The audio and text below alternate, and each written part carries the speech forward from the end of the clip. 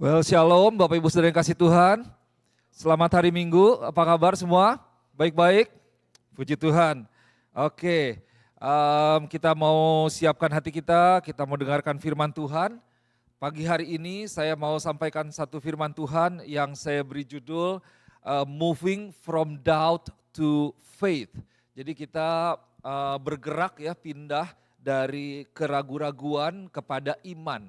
Ini satu kelanjutan dari apa yang saya sampaikan minggu lalu dan juga sebenarnya kelanjutan dari kalau kita lihat masih dalam tema setelah Paskah. Jadi kita lihat yang terjadi setelah Paskah itu apa, di mana Yesus kan dia menampakkan dirinya kepada murid-muridnya selama 40 hari dan ada banyak hal yang Yesus lakukan, tapi salah satunya yang Yesus deal itu dia menjangkau gitu ketika ada satu orang muridnya yaitu Thomas yang meragukan kebangkitan Yesus. Gitu. Jadi Thomas ini kan meragukan kebangkitan Yesus, tapi Yesus deal dengan keraguan-raguan Thomas dan membawa keraguan-raguan Thomas itu menjadi sebuah iman yang luar biasa. Dan saya berdoa di dalam kehidupan iman atau perjalanan iman kita ini boleh terus berjalan ya. Ketika kita mengalami banyak hal yang secara manusia itu seringkali membawa kita kepada sebuah keraguan-raguan, tetapi justru keraguan-raguan itu kita boleh bawa menjadi sebuah hal yang penuh dengan iman, sehingga kita bisa berjalan kuat dalam Tuhan. Amin. Oke, kita lihat Alkitab kita dalam kitab Yohanes pasal yang ke-20, saya mau ajak kita boleh kembali kita baca lagi, kita lihat firman Tuhan ini tentang Thomas yang dia mendapatkan gelar ya. Jadi orang memberikan gelar karena keraguan-raguan dia, Thomas sang peragu istilahnya, Thomas the doubter. Oke, ayat yang ke-24, kita akan lihat sampai ayat yang ke-29. Firman Tuhan katakan seperti ini. Tetapi Thomas, seorang dari ke-12 murid itu yang disebut Didimus, tidak ada bersama-sama mereka ketika Yesus datang ke situ. Maka kata murid-murid yang lain itu kepadanya, kami melihat Tuhan. Wah, ini excited sekali. Tetapi Thomas berkata kepada mereka, sebelum aku melihat bekas paku pada tangannya dan sebelum aku mencucukkan jariku ke dalam bekas paku itu dan mencucukkan tanganku ke dalam lambungnya, sekali-kali aku tidak akan percaya. Saudara bayangkan orang cerita gitu ya, cerita yang luar biasa gitu, tapi Thomas kayak tiba-tiba skeptis, dia kayak menjegal semuanya gitu. Kadang saya suka bercanda, wah pastor kalau ada yang bilang di sini enak loh, di sini enak, atau makanan ini enak, saya bilang nggak percaya. Bercanda ya maksudnya, nggak percaya sampai saya ngerasain maksudnya pengen dibawain, enggak. Jadi Thomas tuh kira-kira begitu, wah excited, ini murid-murid yang lain teman-temannya bilang, oh Yesus menampakkan diri, kita melihat. Nggak percaya, kan ini orang kayaknya mematahkan semangat sekali ya gitu. Oke, ayat yang ke-26. 8 hari kemudian murid-murid Yesus berada kembali dalam rumah itu dan Thomas bersama-sama mereka. Sementara pintu-pintu terkunci, Yesus datang dan ia berdiri di tengah-tengah mereka dan berkata, damai sejahtera bagi kamu. Nah, kemudian ia berkata kepada Thomas, karena Thomas ini tahu, Yesus tahu dia ragu, taruhlah jarimu di sini dan lihatlah tanganku, ulurkanlah tanganku dan cucukkan ke dalam lambungku dan jangan engkau tidak percaya lagi, melainkan percayalah. Ayat 28, Thomas menjawab dia, ya Tuhanku dan Allahku. Ada satu perubahan yang luar biasa di dalam diri Thomas ya. Kata Yesus kepadanya, karena engkau telah melihat aku, maka engkau percaya. Berbahagialah mereka yang tidak melihat namun percaya. Nah saudara lihat bahwa ketika pertama kali Yesus menampakkan diri kepada banyak murid-muridnya, itu Thomas tidak berada di situ ya. Dan Thomas tidak percaya akan berita dari penampakan Yesus ketika teman-temannya itu menyampaikan dengan sukacita, dengan luar biasa. Tetapi Thomas kalau kita lihat dia bukan hanya tidak percaya kepada teman-temannya, dia juga tidak percaya kepada berita akan kebangkitan Yesus itu sendiri. Benar gak ya gitu. Terlepas dari siapa yang menyampaikan, dia tidak percaya juga ini kayaknya gak mungkin Yesus bangkit. Nah, saya lihat kalau kita udah semakin dekat, di sini kita di Kersel sama-sama, kita bergereja sama-sama. Saya percaya, ini saya yakin kalau satu dari kita menyampaikan sesuatu, kita percaya ya dengan saudara seiman kita gitu. Puji Tuhan, kita boleh di rumah ini boleh semakin meningkat, kita boleh semakin percaya karena kita juga membawa cerita orang lain itu dengan baik istilahnya. Kita nggak bawa jadi gosip, kita nggak menceritakan untuk tujuan entertainment. Nah ini membangun kepercayaan di antara kita. Jadi kalau kita percaya pada kita mendengar sesuatu, kita percaya gitu. Tapi ini Thomas dia tidak percaya kepada teman-temannya dan dia tidak percaya akan kebangkitan Yesus. Nanti kita lihat kenapa. Bahwa ketika disampaikan seperti itu, buat Thomas itu bukan sebuah berita yang luar biasa. Bukan berita yang excited gitu, bukan berita yang wah kayaknya Yesus bangkit, Yesus menampakkan diri, oh gimana pengen tahu. Tapi buat Thomas dia langsung jawabannya, sebelum aku mencucukkan jariku nggak percaya, katanya begitu. Nah saudara lihat di sini, berikutnya ada satu ayat dibilang begini, sebelum aku melihat, coba ini boleh ke berikutnya. Sebelum aku melihat bekas paku pada tangannya dan sebelum aku mencucukkan jariku ke dalam bekas paku itu dan mencucukkan tanganku ke dalam lambungnya. Nah, saudara perhatikan di sini. Gak tahu saya kasih kuning kelihatan ya. Di sini dibilang begini. We have seen the Lord. Kami telah melihat. Dan ini melihat secara fisik nih. Secara mata kepala mereka sendiri kami telah melihat. Kemudian Thomas bilang, unless I see, kecuali aku melihat atau sebelum aku melihat gitu paku yang ada, aku tidak akan percaya. Sekali-kali pun aku tidak akan percaya. Nah di sini ada satu kata yang saya kasih kuning juga yaitu paku atau nails. Paku. Nah ini menarik. Ternyata di Alkitab kalau kita lihat itu Alkitab tidak mencatat banyak detail tentang jam-jam terakhir atau menit-menit terakhir ketika Yesus mati, terutama di kayu salib. Jadi saudara bayangkan setelah apa yang Yesus jalani, dia memikul salib, dia jalan, kemudian di Bukit Golgota, sebelumnya dia disiksa. Bayang ya, kalau sudah nonton di sini udah pada nonton The Passion of the Christ ya, itu kan ya katanya untuk anak kecil jangan dilihat. Saya lihat bahwa itu digambarkan sedekat mungkin dengan kondisi Yesus pada waktu itu. Tapi itu pun tidak bisa menggambarkan kondisi yang sebenarnya. Bahwa sebenarnya itu lebih luar biasa lagi. Jadi dengan siksaan yang diterima sudah penuh dengan darah mungkin, sudah penuh dengan luka dan lain sebagainya. Itu berat sekali. Nah Alkitab memang tidak mencatat detail akan penderitaan Yesus menjelang kematiannya di kayu salib. Dan itu adalah kematian yang bukan gampang tuh, kematian yang brutal. Jadi kita lihat bahwa Thomas ini dia melihat kematian Yesus. Coba kita katakan sama-sama, melihat, 1, 2, 3, melihat. Karena Thomas katakan bahwa sebelum aku melihat bekas paku pada tangannya. Gitu. Nah saudara, bayangkan ketika Thomas melihat penderitaan Yesus di kayu salib, dia melihat bagaimana tubuh Yesus yang rusak, bagaimana penderitaan Tuhan yang luar biasa. Dia membayangkan bagaimana mungkin tubuh yang sudah rusak itu, tubuh yang penuh dengan luka, mungkin merah semuanya, darah semuanya, dengan penderitaan yang luar biasa, itu bisa dibangkitkan kembali secara tubuh. Karena kan murid-murid cerita bahwa, kami melihat Yesus. Yesus menampakkan diri. Enggak mungkin, enggak percaya. Kalau dibilang wajar enggak? Thomas enggak percaya ya, wajar. Apalagi dia melihat kematian Yesus. Dia melihat ketika Yesus di kayu salib. Dia melihat bagaimana rupa Yesus dan dia bayangkan secara manusia, agak susah percaya istilahnya. Kecuali saya melihat sendiri, kecuali saya pegang sendiri, kecuali saya mencucukkan jari atau melihat bekas paku itu lubangnya dan cobain jari saya untuk ke sana, benar-benar bolong. Dan menarik, ini sebenarnya saudara kalau pelajari ya, di dalam Alkitab cuma ada satu ayat di mana paku itu ditulis, yaitu di ayat ini, Yohanes 20 ayat 25.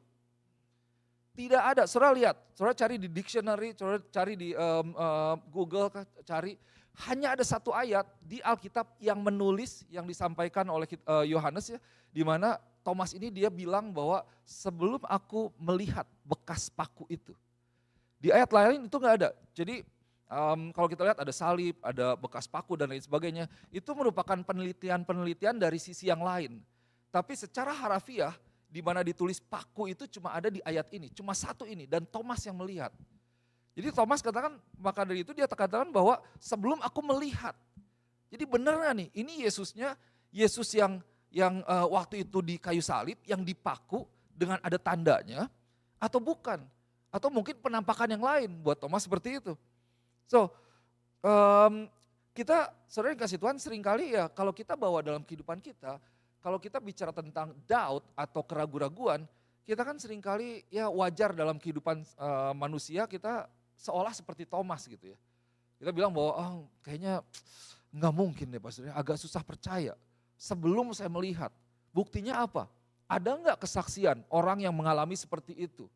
Wah kayaknya kalau ini nggak mungkin deh, nggak bisa. Tapi saudara, apa yang tidak mungkin buat manusia itu mungkin bagi Tuhan. Nah Tuhan mau supaya kita bisa pindah nih dari keraguan-raguan kepada kehidupan yang penuh dengan iman. Gitu. Minggu lalu kita belajar bahwa ketidakpercayaan kita di dalam hati kita itu bisa membawa kita jauh dari Tuhan. The peril of doubt. Bahwa keraguan-raguan itu berbahaya. Itu bisa membawa kita jauh dari Tuhan. Kita tidak percaya kepada Tuhan. Jadi saudara yang kasih Tuhan, banyak hal yang seolah tidak mungkin dalam hidup kita. Dan kita pengennya melihat bukti secara nyata, perubahan secara nyata, pekerjaan Tuhan secara nyata. Dan seolah kita katakan sebelum aku melihat, sebelum aku merasakan, sebelum aku mengalami, sekali-kali pun aku tidak akan percaya. Nah, Yesus tidak mau untuk setiap anak-anaknya hidup di dalam keraguan-raguan. Tetapi Yesus mau untuk kita hidup dalam iman. Yesus mau supaya kita hidup di dalam sebuah keteguhan iman kita. Jadi dasar dari setiap kehidupan kita, tindakan, perkataan, keputusan kita, itu bukan hal-hal yang lain, terlebih bukan keraguan-raguan, tetapi ada dasar iman yang kuat kepada Tuhan. Kita lihat beberapa ayat, kita akan lihat beberapa ayatnya pagi hari ini. Roma pasal 14 ayat 23 katakan seperti ini. Dan segala sesuatu yang tidak berdasarkan iman adalah dosa. So, from doubt to faith. That's why it's so important and God really wants us to move from doubt to faith. Because as the Bible says that whatever does not proceed from faith is sin. Jadi semuanya yang tidak ada iman itu dosa. Ini menarik, saya ambil ini bagian, ada kalimat keduanya dari ayat ini. Sebelumnya dikatakan bahkan kalau kamu makan tapi kamu nggak makan dengan iman itu kamu dosa gitu. Jadi kita melakukan sesuatu tapi kita nggak percaya gitu. Nah itu segala sesuatu yang tidak dari iman, tidak berdasarkan iman itu adalah dosa. Maka dari itu Tuhan benar-benar deal sama Thomas nih. Dia mau memulihkan Thomas. Dia mau untuk Thomas bisa hidup dengan iman. Dan dia menampakkan diri khusus kepada Thomas, dia berkata khusus kepada Thomas. Pada penampakan yang berikutnya Yesus bilang, Thomas ini, coba sini, lihat, cucukkan jarimu, inilah aku. Kira-kira seperti itu. Kemudian dalam Ibrani pasal yang ke-10 ayat 38, firman Tuhan katakan seperti ini. Tetapi orangku yang benar akan hidup oleh iman. Dan apabila ia mengundurkan diri, maka aku tidak berkenan kepadanya. But my righteous one shall live by faith. And if he shrinks back, my soul has no pleasure in him. Tapi orang benar akan hidup oleh iman. Saudara, tidak ada satu hal yang membuat kita bisa berdiri di mana kita berada sekarang selain iman kepada Tuhan. Betul enggak? Ini bukan satu hal yang kayaknya kayaknya kata-kata baik. Tapi sungguh tanpa Tuhan, tanpa kita berpegang kepada satu hal yang pasti, kehidupan kita itu tidak memiliki pengharapan dan kita akan gampang jatuh, gampang stres, gampang putus asa. Betul? Tapi karena iman kita didasari kepada Yesus Kristus, batu karang yang teguh, di sanalah kita bisa tetap berjalan dengan mata yang tertuju kepada Tuhan. Kita bisa melampaui semuanya. Bahkan di dalam lembah kekelaman, kita tahu kita punya Tuhan. Itu yang memampukan kita karena kita tahu bahwa ada Yesus yang berjalan bersama dengan saya. Betul ya? Ada Yesus di dalam kehidupan saya. Itu adalah iman. Dan iman itu menyenangkan Tuhan. So, Yesus dia tahu keraguan-raguan Thomas. Dan Yesus menampakkan diri kepada Thomas secara khusus. Dan Yesus berbicara langsung bahkan kepada Thomas. Kita lihat ayatnya sekali lagi ya. Ayat yang ke-27, Yohanes 20 dikatakan begini. Kemudian ia berkata kepada Thomas, taruhlah jarimu di sini dan lihatlah tanganku. Ulurkanlah tanganmu dan cucukkan ke dalam lambungku. Dan jangan engkau tidak percaya lagi, melainkan percayalah. Saudara bayangkan Yesus begitu baik, saya lihat ya, Yesus ini begitu sayang juga sama Thomas. Ini satu murid ini emang agak unik gitu ya. Kalau kita punya anak ini dia, semakin unik, semakin kita perhatikan tentunya gitu. Ini si Thomas ini benar-benar ya, tapi sini, dia baik sekali. Oke, sini taruh jarimu. Nah sekarang dia bilang, kamu jangan engkau tidak percaya lagi, melainkan percayalah. Gitu. So put your finger here and see my hands, and put out your hand and place it in my side. Do not disbelieve, but believe. So do not disbelieve, but believe. And then berikutnya apa? Ketika Yesus katakan seperti itu, Thomas menjawab, my Lord, my God. Jadi lihat ya, Thomas katakan pada awalnya sebelum aku melihat bahwa ini benar-benar Yesus nih, aku gak percaya. Kenapa? Ini sangat mungkin karena apa yang Thomas lihat ketika Yesus mati. Dan kemudian di sini Thomas berubah. Dia berubah dari dikatakan sekali-kali pun aku tidak akan percaya. Kemudian dia berubah menjadi katakan my Lord and my God. Ya Tuhanku dan Allahku. Nah di sini tidak secara spesifik memang ditulis kalau saudara lihat ketika Yesus bilang oke taruh jarimu, taruh tanganmu di tanganku dan di lambungku. Di sini nggak ditulis Thomas kemudian menyucukkan jarinya, betul ya? Dan tidak ada penelitian yang atau Alkitab tidak menjelaskan tentang hal itu gitu. Tapi kita lihat apa? Ketika Thomas kembali melihat, meskipun dia dalam arti bahwa ketika tidak ditulis di sini, ini memberikan satu pengertian juga bahwa bisa jadi sangat mungkin Thomas tidak mencucukkan jarinya. Tapi dia melihat, karena Yesus memperlihatkan, oke sini. Tapi Thomas dengan dia melihat, dengan mata kepala dia sendiri, dia percaya. Dan dia percaya, dia berubah. From doubt into delight. From doubt into acknowledgement. So from doubt into worship. Dari keraguan-raguan menjadi sebuah pengakuan. Oh ya, engkau Tuhan, engkau Allahku. Dari keraguan-raguan berubah menjadi sebuah pujian kepada Tuhan. Menjadi sebuah penyembahan kepada Tuhan. Dari keraguan-raguan menjadi sebuah sukacita yang luar biasa. Menjadi kesukaan yang luar biasa. Oh terima kasih Tuhan. Dari keraguan-raguan berubah menjadi iman. Ketika dia katakan ya Tuhanku dan Allahku. Ini mengacu kepada siapa Tuhan. Keberadaan Tuhan, karakter Tuhan, keilahian Tuhan. Ya Tuhanku dan Allahku. Ini dalam sekali nih, kita bisa bagi khotbah dalam 1 bulan nih dengan pernyataan yes my Lord and my God. So we need to understand the word Lord and then God himself. Itu mengacu kepada Tuhan dan Tuhan, mengacu kepada Master. Kita pernah bahas ini kalau nggak salah tahun lalu ya, ketika kita belajar tentang nama-nama Tuhan. Ini dalam sekali. Nah saudara, Thomas ini dia berubah. Ketika Yesus menyatakan dirinya, dia mengundang Thomas dan Thomas melihat, dia berubah. Puji Tuhan, luar biasa. Nah sekarang mari kita boleh masuk lebih dalam lagi. Di mana Thomas waktu itu dia melihat dengan mata kepalanya dan dia percaya. Tetapi Yesus katakan berikutnya, di mana Yesus ajarkan buat kita, Tuhan mau untuk kita melihat dengan kacamata iman, bukan dengan mata jasmani. Ada amin? So, Yesus ini dia tahu kondisi kita. Secara lahiriah dan juga orang-orang pada waktu itu, ini secara manusia kita tidak mudah untuk percaya seringkali. Karena kita dikuasai oleh yang namanya emosi, ya perasaan, ada kejadian gitu ya. Secara manusia ini kita sangat mudah untuk memiliki yang namanya keraguan-raguan. Dimana kita kayaknya pengen lihat dulu, pengen bukti dulu. Kayak tadi saya, nggak percaya. Kecuali saya merasakannya dulu. Gitu ya. Seperti itu. Ingin tanda lah akan kehadiran Tuhan. Ingin melihat pekerjaan Tuhan dinyatakan. Ada nggak orang yang udah mengalami pastor? Di mana Tuhan bekerja? Well, kalau enggak seolah-olah saya nggak mau percaya dulu. Gitu. Kita ambil keputusan sesuai dengan pengertian kita sendiri. Kayaknya kita harus jalannya seperti ini. Tanpa tanya Tuhan, tanpa beriman kepada Tuhan. Tetapi saudara kita lihat bahwa Yesus dia tidak berhenti sampai ayat yang ke-28 di dalam perikop ini. Dia mengucapkan sesuatu lagi. Dia tambah lagi satu perkataan kepada Thomas. Dan apa yang Yesus katakan kepada Thomas, nanti kita akan lihat abis ini, itu bukan hanya disampaikan kepada Thomas, bukan hanya disampaikan kepada murid-muridnya yang 11 yang lainnya, tetapi juga disampaikan untuk setiap kita di tempat ini pada hari ini. Ayat 29 kita lihat.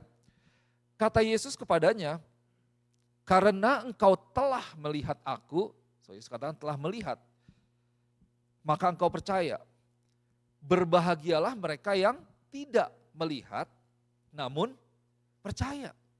So, ini saya taruh ada dua terjemahan yang lain dalam bahasa Inggris. Yang pertama dari English Standard Version dikatakan seperti ini. Have you believed because you have seen me? Maksudnya bahwa ya kamu percaya karena kamu udah melihat kan. Gitu. Kalau kamu ngelihat, kamu percaya nggak gitu? Untuk itu, blessed are those who have not seen and yet have believed. Berbahagialah kalau kamu percaya tapi tidak melihat. Dalam The Passion Translation bilang begini, Yesus respon nih, Jesus responded, Thomas, now that you have seen me, you believe. Ya kamu kamu udah melihat ya, wajar kamu percaya. But there are those who have never seen me with their eyes, but have believed in me in their heart. And they will be blessed even more. Yesus tahu nih bahwa pada waktu itu, gak usah sekarang juga terjadi. Bahwa ada banyak orang yang percaya karena Yesus tidak menampakkan diri ke semua orang, betul ya? Hanya kepada murid-muridnya, Maria yang lain dan ya beberapa orang aja. Tapi kepada yang lain, mereka ini adalah orang-orang yang tidak melihat Yesus, tapi mereka punya iman dalam hati mereka dan mereka tetap percaya. Dan Yesus katakan, they will be blessed even more. So wow, ini luar biasa. Thomas melihat, dia diberkati. Tapi Yesus lebih tegas lagi. Bahwa kalaupun kamu tidak melihat, tapi kamu percaya, kamu lebih diberkati. Untuk itu dikatakan blessed are those. Atau bahasa Indonesia ini dibilang begini, berbahagialah mereka yang tidak melihat namun percaya. Ini di dalam kitab Matius pasal yang kelima itu ada yang namanya the Beatitudes ya. Pasal 5 ya, khotbah di bukit. Berbahagialah orang yang murah hati. Berbahagialah orang yang banyak di situ. Blessed are those, blessed are those, blessed are those. Ini sama sebenarnya kayak the Beatitudes. Berbahagialah. Jadi diberkatilah, berbahagialah. Dalam hal ini apa? Orang yang tidak melihat namun percaya. Jadi saudara, tindakan Yesus untuk Thomas ini satu hal yang spesial memang. Yesus benar-benar memberikan satu hal yang khusus kepada Thomas, di mana dia undang secara pribadi untuk Thomas melihat dan bahkan kalau mau, ayo Thomas secara fisik sentuh aku gitu. Ini kemurahan Tuhan untuk Thomas melihat Yesus secara langsung dengan mata kepala sendiri. Nah ini maksudnya apa? Nah ada banyak orang yang tidak melihat Yesus termasuk diri kita pada hari ini secara fisik ya. Ketika ini tanggal 29 ini kan hari Kamis ya kita akan merayakan kenaikan Isa Al-Masih ya. Kenaikan Tuhan ke surga. Maksudnya apa? Yesus naik dan dia menghilang. Ya dia naik ke surga. Setelah itu dan bahkan pada waktu itu ya orang tidak melihat Yesus lagi secara fisik. Termasuk kita. Kita tidak melihat Yesus secara fisik atau dengan mata kepala kita sendiri. Gitu. Kan seperti itu ya. Terus apakah Tuhannya nggak ada? Gitu. Nah, bahwa kesempatan untuk melihat secara langsung, secara mata sendiri itu tidak ada, tetapi Tuhan sebenarnya mengajarkan bahwa kita harus percaya di dalam iman kita kepada Tuhan kita meskipun kita tidak melihat. So next slide boleh. So God wants us to see with the eyes of faith, not with the eyes of flesh. Gitu. Ketika Tuhan bilang berbahagialah mereka yang tidak percaya, tidak melihat namun percaya, maksudnya itu apa? Well, Tuhan mau mengajarkan kita untuk, hey, kamu lihat dengan kacamata iman. Jangan kita bergantung kepada kacamata atau mata kepala kita secara fisik. Karena iman itu lebih luar biasa, nanti kita lihat. So God wants us to see with the eyes of faith, not with the eyes of flesh. Kalau kita melihat dengan mata jasmani, kecenderungannya keraguan-raguan yang muncul. Tapi waktu kita melihat dengan kacamata iman, di sanalah iman boleh bangkit dan firman Tuhan boleh digenapi. Menarik, tadi dikatakan di Yohanes 20 ayat 29 terakhir kan Yesus bilang, berbahagialah, blessed are those, or even more blessed. Kenapa dikatakan berbahagia? Nah Petrus ini rekannya Thomas sama murid Yesus, dia menjadi saksi akan penampakan Yesus. Jadi Petrus ini menulis hal yang sama. Kita lihat di dalam 1 Petrus pasal yang pertama ayat 8 sampai yang ke-9.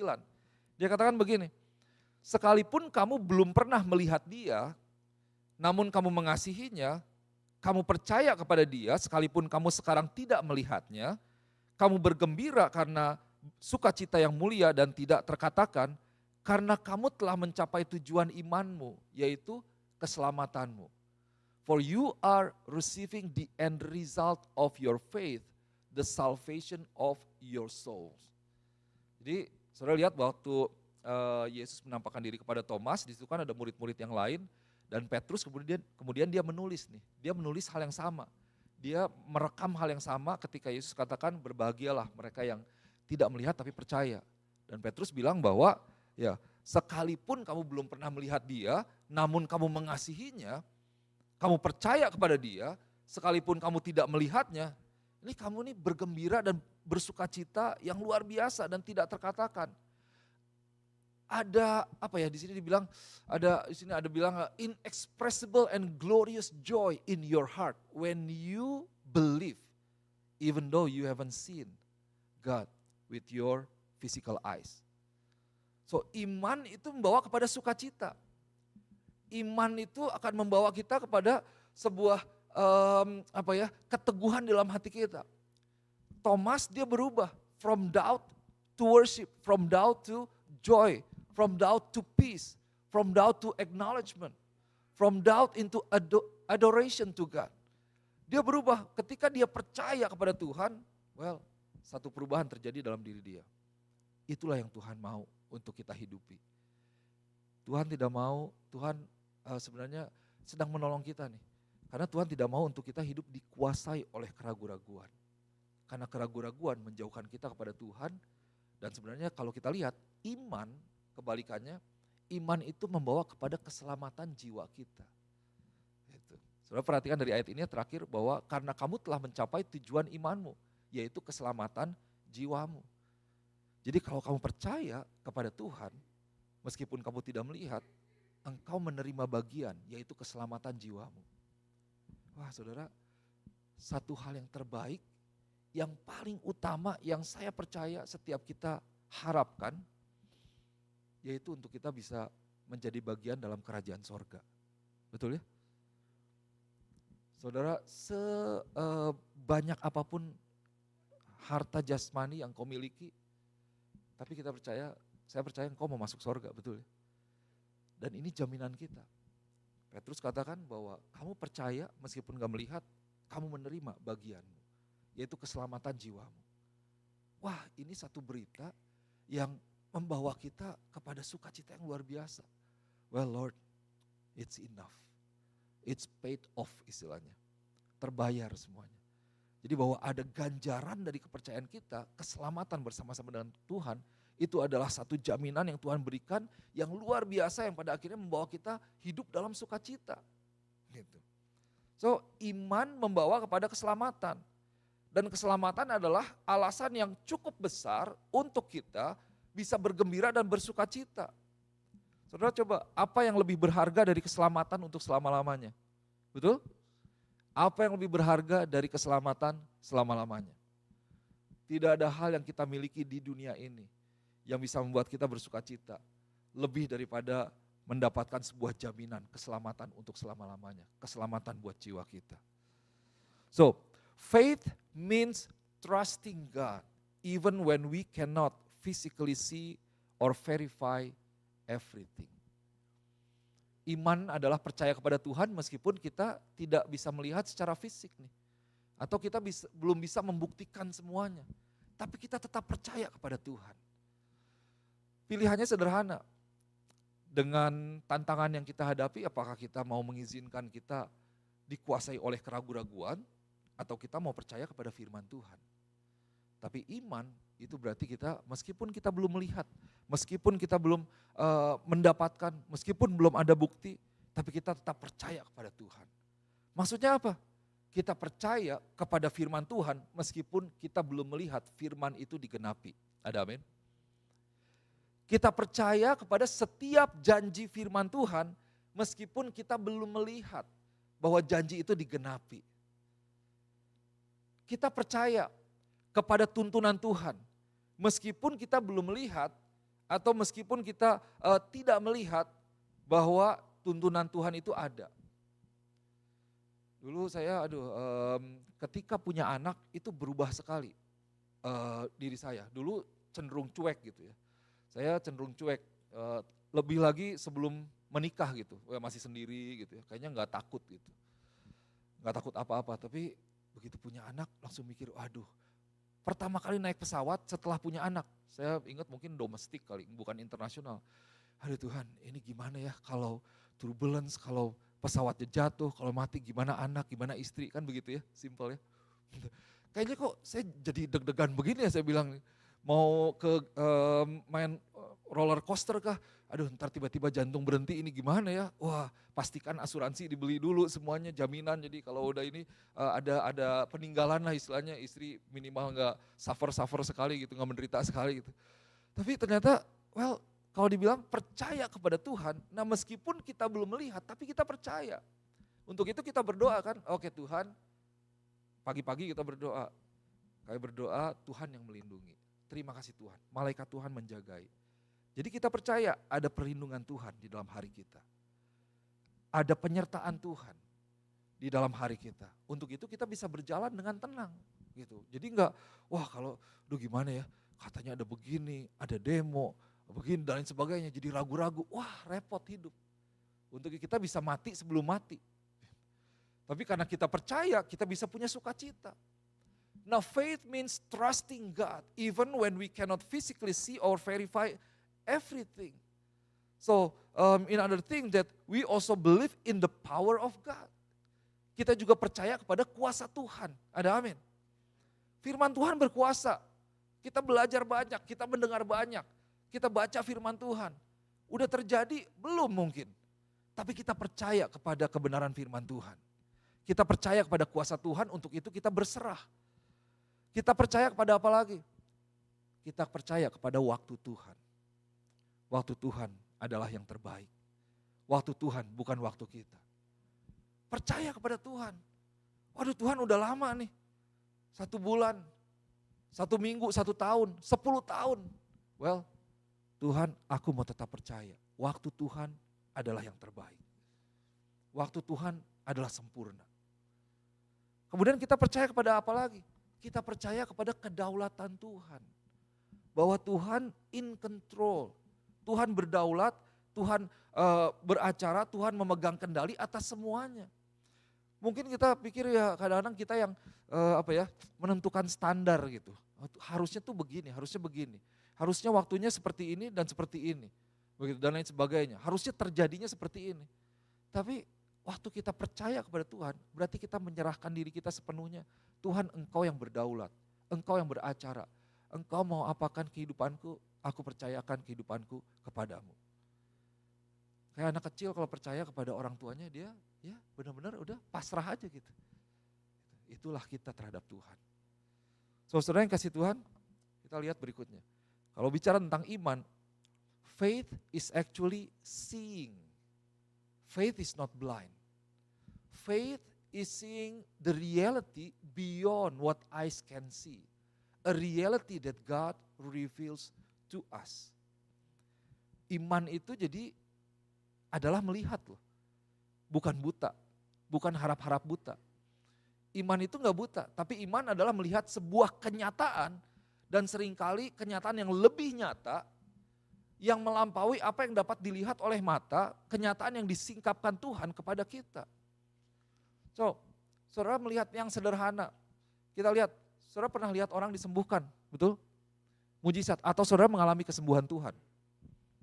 Ketika dokter katakan seperti ini, ketika melihat kondisinya, ketika melihat keparahannya, kesusahannya, kesulitannya, sakit penyakit kah, masalah kehidupan dan lain sebagainya, kayaknya enggak mungkin. Tapi kita melihat dengan iman, kita percaya, kita berdoa kepada Tuhan, digenapi. Saudara lihat bahwa yang di fisik itu tidak lebih nyata dari yang di alam spiritual. Di dalam iman, firman Tuhan itu lebih nyata dari apa yang kita lihat di dunia ini. Untuk itu, waktu kita berdoa kan, kita belajar jadilah kehendak-Mu di bumi seperti di sorga. Waktu doa kita berdoa tuh, Tuhan, apa yang kami lepas di bumi ini terlepas di sorga. Apa yang kami ikat di bumi ini terikat di sorga. Dan perubahan terjadi, kita perlu lihat dulu perubahan itu terjadi di alam roh. Kita perlu lihat perubahan itu terjadi di dalam doa kita. Untuk itu kita berdoa, betul ya? Kita berdoa dengan iman, Tuhan kami percaya ini jadi. Ini berubah. Kami percaya ada berkat Tuhan. Kami percaya ada perlindungan Tuhan. Jadi kita visualisasikan kebenaran firman Tuhan yang sudah diberikan buat kita. Firman Tuhan yang memiliki kuasa yang luar biasa. Kita masuk ke dalam kebenaran firman Tuhan. Dan kita percaya. Dan disitulah firman Tuhan menjadi kenyataan. Lebih nyata dari apa yang bisa kita lihat secara mata jasmani. Ada amin? Saudara lihat. Ini iman ini bukan satu hal yang buta. Kita bukan percaya kepada satu hal yang buta atau kepada harap-harap gitu ya. Wah Tuhan mana, Tuhan mana. Well, iman lebih nyata loh dari apa yang kita lihat. Jadi hati-hati saudara. Well, kita diberikan hikmat untuk bertindak, tetapi kita perlu pastikan bahwa hidup kita itu berdasarkan iman, bukan dikendalikan oleh yang namanya keraguan-raguan. So Ibrani 11 katakan bahwa iman adalah dasar dari segala sesuatu yang kita harapkan dan bukti dari segala sesuatu yang tidak kita lihat. Wow, this is amazing. Now faith is the assurance of things hoped for and the conviction of things not seen. It's even deeper. Bahkan satu hal yang belum kita lihat, tapi itu adalah bukti. Jadi iman adalah bukti dari sesuatu yang tidak kita lihat. Kenapa? Karena ketika beriman, di sanalah iman itu akan menjadi kenyataan dan kita akan lihat kenyataan dari kebenaran firman Tuhan. Tapi kalau kita nggak punya iman, kita hanya melihat dengan apa yang kita lihat secara mata jasmani, maka kita akan penuh dengan keraguan-raguan dan kebenaran firman Tuhan itu tidak terjadi. Kenapa? Karena kita hanya melihat dengan mata jasmani. Untuk itu Tuhan mau untuk kita pindah nih dari keraguan-raguan kepada iman. Moving from doubt to faith. So, bagaimana mungkin sih kayaknya kalau kita bilang tidak kelihatan tapi lebih nyata ya. Karena firman ini kan bilang begitu ya, bukti dari segala sesuatu yang tidak kita lihat. Bagaimana Tuhan bisa menyingkapkan kenyataan kebenaran firman Tuhan. Bagaimana firman Tuhan itu bisa dilihat. Saya kasih praktikalnya. Jadi kita nggak sekedar iman-iman, saudara iman itu bisa maksudnya kita kepercayaan kita dengan Tuhan, kita berserah penuh kepada Tuhan, tapi kita bisa melihat bahwa iman itu menjadi kenyataan, intinya gitu. Iman itu bisa menjadi kenyataan, membawa kita untuk mengalami kenyataan dari kebenaran firman Tuhan. Bagaimana firman Tuhan bisa dilihat? Bagaimana Tuhan menyingkapkan kebenaran firman-Nya? Nah, di satu ayat Ibrani 4 ayat 12 dibilang begini, kita perhatikan ya.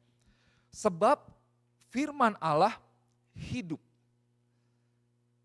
dan kuat dan lebih tajam dari pedang bermata dua manapun, ia menusuk amat dalam sampai memisahkan jiwa dan roh, sendi-sendi dan sumsum, dan ia sanggup membedakan pertimbangan dan pikiran hati kita. So for the word of God is living and active. For the word of God is living and active. Jadi firman Tuhan itu hidup dan aktif. Firman Tuhan itu hidup dan berkuasa. Saudara lihat kenapa pohon bisa berdiri, bisa tegak, karena ada akar. Kelihatan nggak akarnya? Nggak kelihatan. Tapi akar itu hidup, akar itu aktif. Bahkan akar itu kalau sudah lihat mungkin di beberapa trotoar, akar itu bisa membongkar beton loh, betul ya? Dia punya kuasa yang luar biasa, sedikit-sedikit. Nah, itulah iman. Mungkin kita nggak melihat, tapi kita beriman kepada firman Tuhan, kepada janji Tuhan, kepada kuasa Tuhan, keberadaan Tuhan, penyertaan Tuhan dan banyak hal lainnya, kepada karakter Tuhan semuanya, firman yang hidup. Nah firman yang hidup ini dia memiliki kuasa, dia tajam, dia kuat, lebih tajam dari pedang bermata dua dari manapun, dia menusuk dalam sampai memisahkan jiwa dan roh. Maksudnya apa? Dia bisa menjangkau jauh kepada our inner being gitu. Dia memiliki kuasa yang luar biasa. The word of God is living and active. Jadi maksudnya apa? Bahwa ketika kita menaruh iman kita kepada firman Tuhan, tadi saya katakan bahwa iman itu tidak buta, tapi iman itu adalah melihat dan firman itu menjadi kenyataan. Di sana kita lihat bahwa dibuktikan bahwa firman Tuhan itu adalah satu hal yang bisa kita lihat, yang bisa kita alami. Tapi kuncinya apa? Kita perlu melihat dalam iman sebelum kita bisa mengalami kebenaran firman Tuhan. So hiduplah dengan iman, hiduplah di dalam iman kepada Tuhan. Biar firman Tuhan dari logos yang saudara dengar hari ini, dari yang tertulis itu menjadi sebuah rema. Ketika engkau merenungkan, engkau mendapatkan kekuatan yang ilahi dari Tuhan, engkau bertindak dan itu memberikan satu dinyatakan di dalam kehidupanmu, itu luar biasa. Nah saudara yang kasih Tuhan, dalam kita menyambut atau kita mau masuk ke dalam kenaikan Isa Al-Masih ya, Yesus terangkat ke sorga, di mana bahwa Yesus terangkat ke sorga, tidak ada orang yang melihat Yesus secara fisik, tetapi bukan Yesus itu tidak ada. Atau saya mau katakan, kalau tadi saya banyak singgung kata melihat, bukan berarti kita tidak bisa melihat Yesus. Nah, secara fisik kita tidak melihat Yesus. Tapi secara iman kita melihat keberadaan Yesus yang begitu nyata. Lebih nyata dari segalanya. Wah saya bayangkan ada banyak misionaris yang bisa melihat Yesus secara nyata. Ketika mereka menerima siksaan, ketika mereka ditanya, kamu sangkal imanmu. Atau kamu dibunuh misalnya, atau kamu dibakar. Dan ada banyak sejarah yang menulis seperti itu. Ada saya lupa satu misionaris dia katakan, Tuhan yang saya layani tidak pernah mengecewakan saya.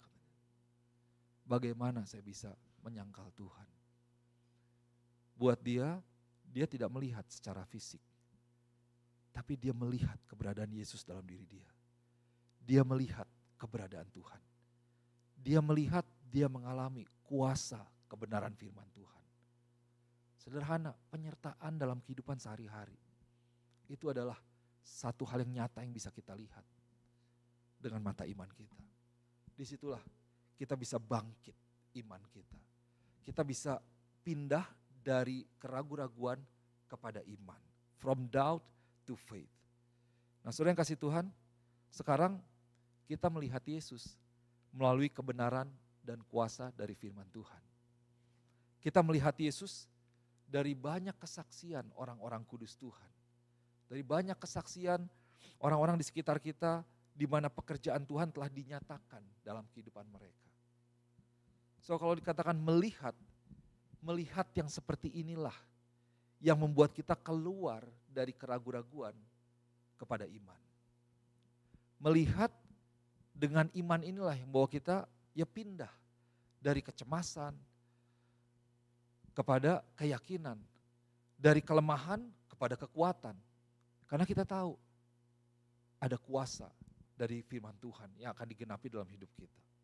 So satu ayat terakhir, 2 Korintus pasal 5 ayat yang ke-7. Kita baca sama-sama boleh dari yang bahasa Inggrisnya kemudian bahasa Indonesianya 1, 2, 3. For we live by faith and not by sight. Sebab hidup kami ini adalah hidup karena percaya, bukan karena melihat. No, saya mau challenge setiap kita di tempat ini. Bagaimana kehidupan kita? Apakah kita hidup karena kita melihat atau kita hidup karena percaya? Mari kita boleh hidup dengan iman. Jangan kita hidup berdasarkan apa yang kita lihat. Ada amin. Saya ingat kok di sini waktu itu krisis ekonomi. Saya ingat mungkin 10-15 tahun lalu, di mana ada jemaat kita, ada dua orang kalau tidak salah, ketika orang di layoff, dia malah naik gaji 2 kali lipat loh. Kita berdoa sungguh, Tuhan lindungi Tuhan. Tuhan lindungi, kemurahan Tuhan boleh terjadi. Ini ada banyak tantangan nih, tapi kepada siapa kita percaya? Kita punya pilihan selalu, apakah kita mau hidup dalam keraguan-raguan atau kita mau hidup dalam iman. Tantangan setiap hari, tetapi ingat ada kesempatan juga setiap hari untuk kita percaya kepada Tuhan. Untuk kita bisa melihat kebenaran firman Tuhan dinyatakan. Tinggal pilihan kita. Seeing, melihat dengan mata jasmani itu membawa kepada keraguan. Tetapi faith seeing itu membawa kepada sukacita. Melihat dengan iman itu membawa kepada sukacita. Saudara yang kasih Tuhan, jangan biarkan keraguan menguasai hidupmu. Ada amin? Latih mata imanmu untuk melihat kebenaran firman Tuhan dinyatakan dalam hidupmu. Untuk itu penting untuk kita merenungkan firman Tuhan. Renungkan firman Tuhan, lihat dengan mata iman, visualisasikan bahwa firman Tuhan itu digenapi dalam hidupmu. Jadi engkau menerima, karena itu adalah bagian yang Tuhan berikan buat kita. Percaya kepada Tuhan, percaya pada kasih Tuhan, percaya pada kuasa Tuhan, pada kuasa kebenaran firman Tuhan, percaya pada waktu Tuhan, percaya kepada kedaulatan Tuhan. Pindah dari keraguan kepada iman. Let's move from doubt to faith. Amin. Mari kita berdoa. Jesus. Oh yes, God. Yes, God. Bapak, hamba-Mu berdoa pada pagi hari ini Tuhan.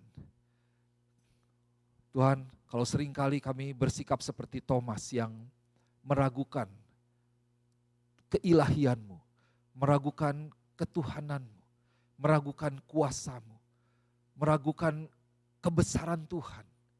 Bahwa sebenarnya kami sudah banyak melihat bahwa mujizat, terobosan, pekerjaan Tuhan itu dinyatakan dalam kehidupan banyak orang dan bahkan dalam kehidupan kami secara pribadi. Bapa, hamba-Mu berdoa Tuhan, biar Tuhan yang boleh tolong setiap kami, Roh Kudus yang boleh menolong setiap kami untuk kami boleh melatih mata iman kami dan menaruh sepenuhnya kepercayaan kami kepada Engkau Tuhan.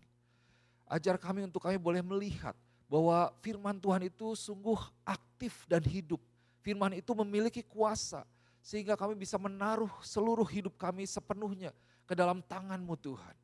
Dan Bapa, hamba-Mu berdoa, Engkau yang boleh mengganjar setiap iman dari jemaat Tuhan di tempat ini. Engkau yang boleh melihat kepasrahan kami kepada Engkau Tuhan.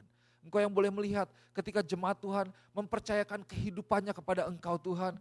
Hamba-Mu percaya bahwa Engkau yang akan melindungi mereka. Engkau yang akan menjagai mereka. Kemurahan-Mu itu mengikuti mereka dalam setiap langkah kaki mereka Bapa. Hamba-Mu berdoa Tuhan, biar gereja ini boleh masuk dalam sebuah pengalaman yang lebih dalam lagi dengan Tuhan. Dalam perjalanan iman ini, firman demi firman Tuhan, setiap janji firman Tuhan itu boleh digenapi dalam kehidupan setiap kami Bapa. Dan pada akhirnya Tuhan, kami boleh hidup dengan iman, kami tidak hidup dikuasai oleh keraguan-raguan, dan kami boleh menjadi bagian dalam berkat yang luar biasa yang Tuhan sudah sediakan buat setiap kami. Hamba-Mu berdoa Tuhan, biar firman ini menjadi satu fondasi yang kuat. Karena Tuhan, kami tidak tahu apa yang terjadi di masa yang akan datang. Dalam ekonomi, dalam hal yang lainnya, dan kami mau katakan kami tidak mau bergantung pada itu semua. Kami tidak mau bergantung kepada kepemilikan kami Tuhan. Kami tidak mau bergantung kepada pemerintah. Kami tidak mau bergantung kepada pekerjaan kami. Karena kami tahu bahwa itu adalah hal yang fana. Tapi kami mau bergantung kepada Tuhan karena Engkau adalah sumber dari kehidupan kami. Dan di dalam Tuhan, bersama-sama dengan Tuhan kami tahu kami aman. Terima kasih Bapa. Diberkati firman Tuhan, dimeteraikan firman Tuhan di dalam nama Tuhan Yesus. Amin. Amin. Tuhan berkati.